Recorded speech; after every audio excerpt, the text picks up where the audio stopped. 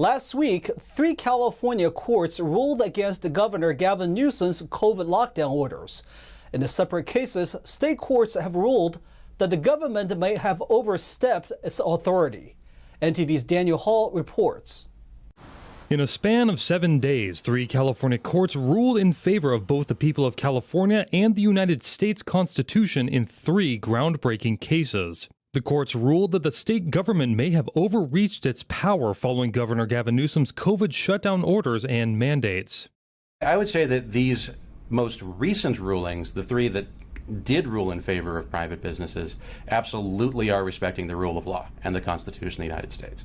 Alexander Haberbush, a constitutional attorney, says each suit needs to be assessed on a case-by-case basis. I would say that in general, the real problem with the proliferation of these mandates has been that they are really just that. You know, what's a mandate? When you refer to a mandate, generally what that refers to is an order from somebody who's higher in the government to somebody beneath them in government. What we saw here was a proliferation of mandates that applied not against just government personnel, but against we the people. Each of the 3 cases had its own significance. The first ruling highlighted the freedom of religion in the San Jose Calvary Chapel. What's so unique about this is California courts have generally been leaning in favor of the government. But to have 3 cases within 7 days of each other, all going against the governor, that is a really good sign that the courts are starting to really focus in on the constitutional rights of the individuals and start finding where those limits are of where, just how far a government can go under emergency powers.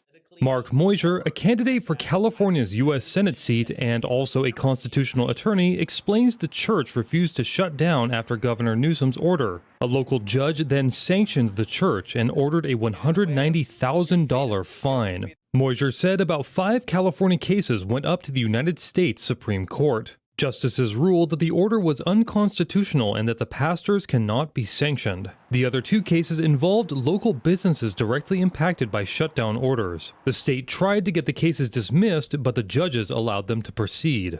One is out of Orange County, the luxury nail salon. They filed what's called a Government Tort Claims Act, basically saying, the statute says if the government commandeers my property because of the governor's emergency orders, you have to pay me back.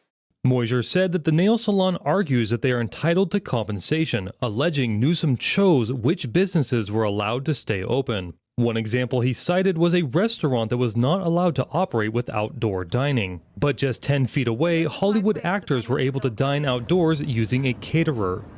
I'm losing everything. Everything I own is being taken away from me. And they set up a movie company right next to my outdoor patio, which is right over here. If the governor decides to make decisions of you're open and you're not open, those businesses that are shut down may have a claim against the government saying... Tin Horn Flats, a restaurant in Burbank, publicly questioned the constitutionality of the governor's COVID shutdowns. The city then sued the restaurant. And in Tin Horn Flats, they were very vocal in saying, hey, these shutdown orders are not right. We shouldn't have to be doing it. And the city of Burbank and the state of California came after Tin Horn Flats, and they shut off their power, and they built a fence around the property. In response, the eatery countersued both the city and the governor, claiming violations against their First Amendment rights. Additionally, during the state's eviction moratorium, the government allowed Tin Horn Flats' landlord to evict their business. Moiser says once the final decisions are made in these cases, the result could deter the governor from using emergency powers in the future. Haberbush added that he is encouraged by the rulings. We saw a lot of hostility from judges on those cases early on. We've been seeing that slowly but surely turn around. But what's really encouraging to see is that on the business side of things, that's also going on, because nobody was hit harder by the restrictions imposed in this pandemic than small business owners. The pending lawsuits are set to begin discovery within the coming months. Daniel Hall, NTD News, California. There is already no doubt that California's population is shrinking for the first time in its history. But that begs the question, who is leaving? Some new research has the answer to that. Californians, especially those in a higher income bracket, are emigrating to other states. According to research from Smart Asset, high earners making $200,000 or more have been pouring out of high-tax states like New York and California in the last 2 years. Between declined foreign immigration, lower birth rates, and the continued exodus, the Golden State's population growth is in the negative for the first time in 170 years. In California, the average resident pays a statewide tax rate of more than 7% plus additional local district taxes. But if you make $1 million a year, between the highest state tax of 13% and 37% federal, there goes half of your taxable income. A San Francisco Chronicle reporter mined through Internal Revenue Service data and found 39,000 San Francisco residents moved away in 2019. They took more than $10 billion in income with them. According to the report, the top 3 destinations for the rich who left San Francisco are Teton County, Wyoming, Washoe County on the Nevada side of Lake Tahoe, and Palm Beach in Florida. Besides major ski and vacation resorts, all 3 states attract movers with little to no personal income taxes, reasonable home prices, and lower cost of living. When the wealthy take their money elsewhere, the state's public services, including schools and healthcare, will likely suffer. The top 1% pays half of California's income taxes after all. A tomato truck crashed on a major Northern California highway, creating not just congested traffic, but a sea of ketchup. The Highway Patrol responded to a crash on Interstate 80 in Vacaville on Monday. A big rig hauling tomatoes went through the center divide and sent thousands of tomatoes spilling across the freeway in opposite directions. Multiple lanes were closed in both the west and eastbound directions. Caltrans cleaned the roads before reopening all lanes. California's annual crime statistics are in. Last year showed an increase in violent crimes and property crimes in 2021. Here are the details. On August 25th, the California Attorney General Rob Bonta announced the release of 3 crime-related reports for 2021. The annual reports focus on data reported to the state's Justice Department in 2021 on crime, homicide, and juvenile justice. According to the reports, homicides increased by 7.2% in 1 year. They went from 2,202 in 2020 to 2,361 in 2021. For 2020, homicides increased by 31%, the largest single-year increase reported in state history. As for last year, the homicide rate is the highest it's been since 2008. Total reports of violent crimes increased to nearly 183,000, the highest it's been since 2008. That includes homicide, rape, robbery, and aggravated assault, which are labeled as violent crimes.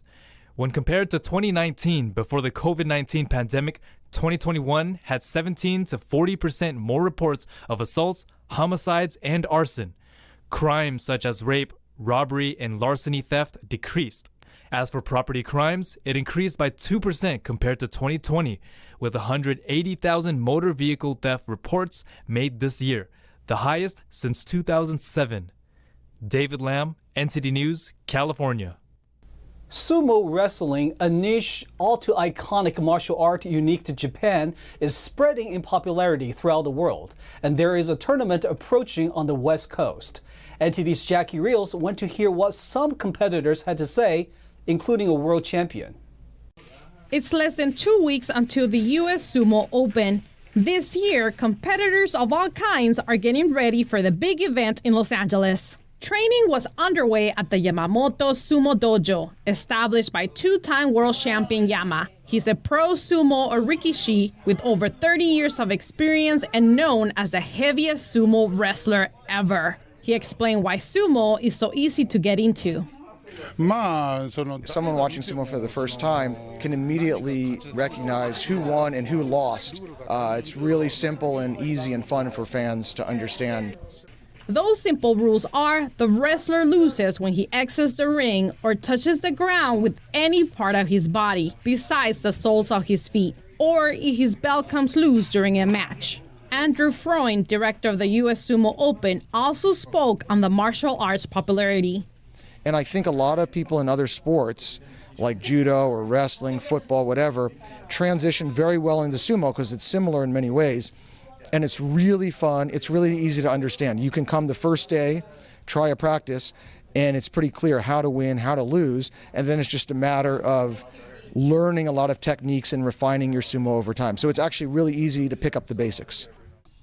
One of the wrestlers, who's a two-time U.S. Sumo Open champion, talked about what brought him to compete outside of Japan. Yeah, that's why I'm here. I came here to win the tournament. It's always fun to compete in, like, how do I say, foreigners. I mean, I'm foreigners. Many people from all over the country. So they all have their own background. Although professional sumo is only done in Japan, amateur sumo has become more popular as everyone can participate. Normally, like yesterday, we had a kid who's 9 years old who's been doing it for 3 years. We've had people, like I'm in my 50s, we've had people in their 60s and even older do it and actually compete, and people of any size. A female heavyweight champion talked about women competing in sports. Oh, of course. There's a growing population of women in the U.S. Doing sumo, and the beauty of amateur sumo is that it's really for any gender and any weight class. So we have different weight classes anywhere from lightweight to heavyweight. So it's really diverse. To put amateur sumo to the test, NTD's cameraman Adam Lin volunteered on that day's training. Your guy, Adam, he was amazing, and he's only about 130 pounds. So size, gender, age are not really limitations, especially because in international rules, amateur rules, there are weight classes, and there's also classes for both men and women. The training starts with participants changing into nothing but a cloth belt, also known as mawashi. For the actual match, despite the loud slapping and occasional tripping, there are some ground rules. No punching, kicking, choking, or hair pulling. A wrestler may grab hold of the opponent's belt as long as it doesn't touch the groin area. When the games begin, Yama has a simple wish when asked if his home country will do well in future competitions. I hope so. The 22nd annual U.S. Sumo Open will be held on September 10th at Walter Pyramid in Cal State Long Beach from 2 to 4 p.m. Sumo is not just a sport, but a wonderful symbol of Japanese culture. Jackie Rios, NTD News, Los Angeles.